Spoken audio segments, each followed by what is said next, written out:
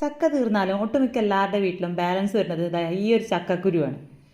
ചക്കക്കുരു നല്ലപോലെ കഴുകി വൃത്തിയാക്കി കുക്കറിലേക്ക് ചേർത്ത് കൊടുത്ത് ആവശ്യത്തിനുള്ള ഉപ്പും കുറച്ച് വെള്ളവും കൂടെ ചേർത്തിട്ട് 2-3 വിസിൽ വരുന്നത് വരെ വേവിച്ചിട്ടെടുക്കാം. അപ്പോൾ ഇതുപോലെ വേവിച്ചെടുക്കുന്ന സമയത്ത് നമുക്ക് തൊലി കളഞ്ഞെടുക്കാൻ ഈസിയാണ് കേട്ടോ. ഇതുപോലെ സെൻറ്ററിലൊന്ന് കട്ട് ചെയ്ത് കൊടുത്ത് 2 ഭാഗത്തേക്കൊന്ന് വലിച്ചെടുത്താൽ തന്നെ അതിൻ്റെ ആ ഒരു തൊലി പോകുന്ന കിട്ടും. അപ്പോൾ കംപ്ലീറ്റ് ആ ഒരു ചൂട് പോകുന്നതിന് മുന്നേ തന്നെ തൊലിച്ചെടുക്കുകയാണെങ്കിൽ കുറച്ചും കൂടി ഈസിയാണ് കേട്ടോ. അങ്ങനെ കംപ്ലീറ്റ് തൊലിയൊക്കെ കളഞ്ഞെടുത്ത് നമ്മുടെ ചക്കക്കുരു എല്ലാം ചെറിയ പീസായിട്ട് ഇവിടെ കട്ട് ചെയ്ത് മാറ്റി വെച്ചിട്ടുണ്ട്. അടുത്തായിട്ട് തേങ്ങയിലേക്ക് കുറച്ച് ചുവന്നുള്ളിയും വെളുത്തുള്ളിയും പെരിഞ്ചീരകം കുറച്ച് മുളക് പൊടിയും കൂടെ ചേർത്തിട്ട് ക്രഷ് ചെയ്തിട്ടെടുക്കാം. അപ്പോൾ മുളക് പൊടിക്ക് പകരമായിട്ട് പച്ചമുളക് വേണമെങ്കിൽ അതും ചേർത്ത് കൊടുക്കാം കേട്ടോ.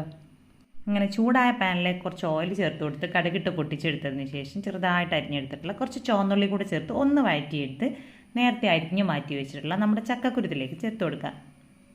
അപ്പോൾ ചക്കക്കുരു നല്ല പോലെ വെന്തിട്ടുണ്ടാവണം കേട്ടോ.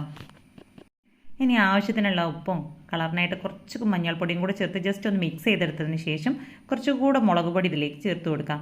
അപ്പോൾ ഒരു 1/2 ടീസ്പൂൺ മുളക് പൊടിയാണ് കേട്ടോ ചേർത്ത് കൊടുത്തിട്ടുള്ളത്. പിന്നെ വേണ്ടത് മുരിങ്ങയിലയാണ്. അപ്പോൾ ഒരു 1/4 കപ്പ് അല്ലെങ്കിൽ 1/2 കപ്പ് മുരിങ്ങേൻ്റെ ഇല ഇതിലേക്ക് ചേർത്ത് കൊടുത്തതിന് ശേഷം ഒന്നും കൂടെ നല്ലപോലെ മിക്സ് ചെയ്തെടുത്ത് നേരത്തെ നമ്മൾ അരച്ച് മാറ്റി വെച്ചിട്ടുള്ള നമ്മുടെ ആ ഒരു അരപ്പ് ഇതിലേക്ക് ചേർത്ത് കൊടുക്കാം. അരപ്പൊക്കെ ചേർത്ത് കൊടുത്ത് നല്ല രീതിയിലൊന്ന് ആവി കയറ്റിയെടുത്തതിന് ശേഷം നല്ലപോലെ മിക്സ് ചെയ്തെടുത്ത് കഴിഞ്ഞാൽ നല്ല ടേസ്റ്റി ആയിട്ടുള്ള നമ്മുടെ ചക്കക്കുരു മുരിങ്ങയില തോരൻ അവിടെ റെഡി ആയിട്ടുണ്ട്. പൊതുവെ എല്ലാവരും ചക്കക്കുരു മുരിങ്ങേൻ്റെ ഇലയും കറി വെച്ചിട്ടാണ് കഴിക്കുക. അപ്പോൾ ഈ ഒരു രീതിയിലും കൂടെ ഒന്ന് ട്രൈ ചെയ്ത് നോക്കാം കേട്ടോ.